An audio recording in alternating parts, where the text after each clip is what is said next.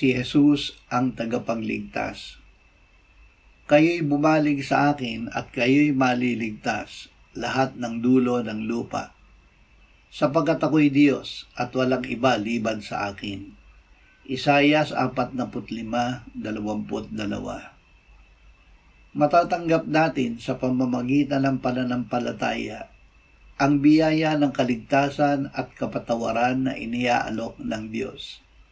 Hindi ito nakasalalay sa ating sariling gawa o kabutihan, kundi sa simpleng pagtingin at pagtitiwala kay Jesus.